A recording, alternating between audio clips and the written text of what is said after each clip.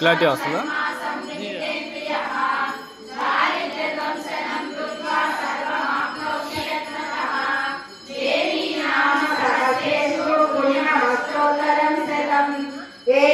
श्रियमवाप्नोति कोटि जन्म दरिद्रः भृगुवारे शतं धीमान् पठेत् वत्सरमात्रकम् अष्टैश्वर्यमवाप्नोति कुबेरैव भूतले दारिद्र्यमोचनं नाम स्तोत्रमम्बापरं शतम् येन श्रियमवाप्नोति कोटि जन्म दरिद्रः भुक्त्वा विपुलां